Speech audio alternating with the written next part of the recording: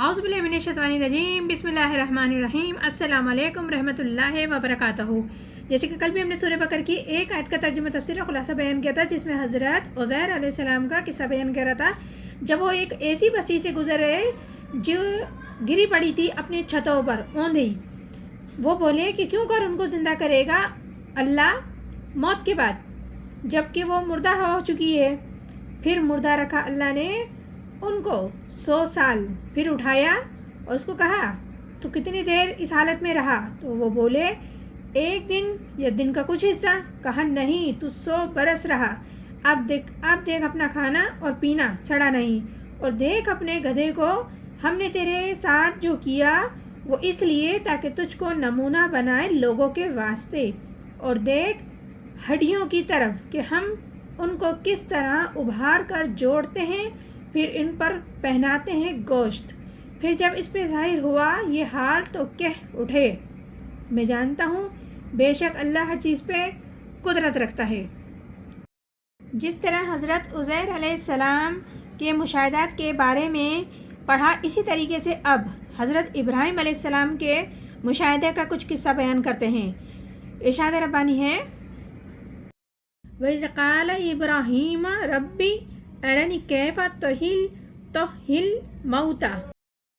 اور یاد کرو جب کہا ابراہیم نے اپنے پروردگار سے، دکھا مجھے کیسے زندہ کرے گا تو مردے کو۔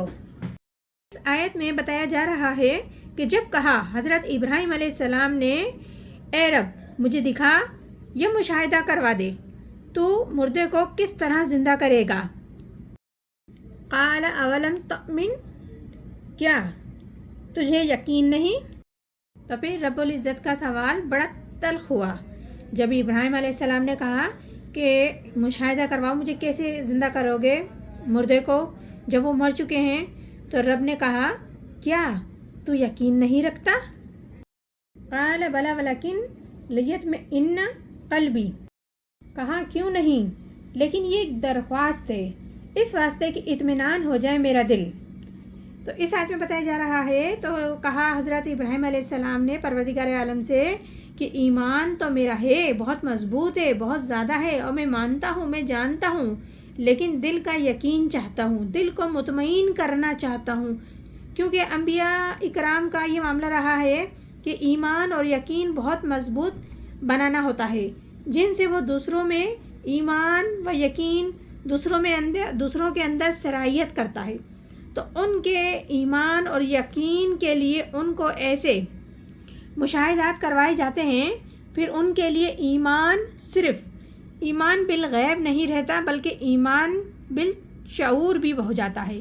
اور اللہ فرماتا ہے اسی طرح ہم نے دکھائے حضرت ابراہیم علیہ السلام کو زمین و آسمان کے ملکوت، جو کچھ بھی ہماری حکومت ہے اور اس کے تمام اہلکار ہیں یعنی فرشتے ہیں، ان سب کا مشاہدہ کروایا اور دکھایا حضرت ابراہیم علیہ السلام کو، اور حضور اکرم صلی اللہ علیہ وآلہ وسلم کو بھی اسی لیے شب معراج میں لایا گیا تھا کہ ہر شے کو وہ اپنی آنکھوں سے دیکھ لے، تو پھر وہ یقین کامل ہو جاتا ہے، یعنی کہ ان کا یقین ایسا کہ وہ خود ایک بھٹی بن جاتے ہیں ایمان اور یقین کے۔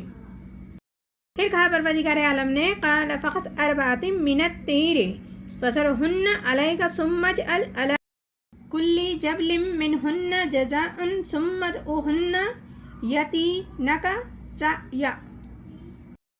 فرمایا تو پکڑ لے 4 پرندے، پھر ان کو ہلا لے اپنے ساتھ، پھر رکھ دے ہر پہاڑ پر ان کے بدن کا ایک حصہ، پھر ان کو بلا، چلے آئیں گے تیرے پاس اڑتے ہوئے۔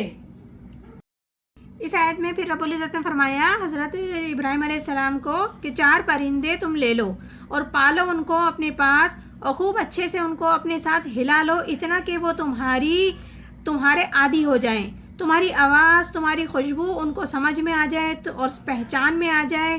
پھر بعد میں ان کے ٹکڑے کر دو 4، اور ایک پہاڑ پر ایک ٹکڑا رکھ دو ان پرندوں کا، کہ ایک طرف جیسے الگ الگ اس کے متعلق آئیے تفصیل میں کہیں بولا ہے کہ گردنیں ایک طرف، ٹانگیں ایک طرف، اور لیکن سب کی جیسے مختلف تفصیل ہے۔ بہرحال رب العزت نے یہی سمجھایا کہ پرندے لے کے ان کے ٹکڑے کر دو، پھر الگ الگ پہاڑوں پہ رکھ دو.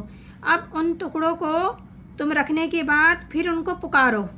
جس طریقے سے پکارتے تھے تم ان کو، جب ان کے تم پاس جاتے تھے، جس انداز میں تم ان کو آواز لگاتے تھے، پکارتے تھے، چاہے سیٹی بجا کے یا جس طریقے سے بھی پکارتے تھے، تو تم اب بھی اس طریقے سے ان کو پکارو، تو وہ سب کے سب دوڑتے ہوئے چلے آئیں گے تمہاری طرف. تو اسی طریقے سے رب زندہ کرے گا دوبارہ مرنے کے بعد. وَعْلَمْ إِنَّ اللَّهَ عَزِيزُ الْحَكِيمُ، اور جان لو بے شک اللہ تعالیٰ زبردست ہے اور حکمت والا ہے. تو یہ حضرت ابراہیم علیہ السلام کو مشاہدہ کرنے کے بعد بتایا کہ جان لو اللہ تعالیٰ زبردست ہے، حکمت والا ہے، اور اس بات کے ساتھ یقین کر لو کہ اللہ سے بڑا کوئی زبردست ہو نہیں سکتا، نہ کوئی حکمت رکھ سکتا ہے، اور جو اس کے علم میں وہ کسی اور کے علم میں ہو نہیں سکتا.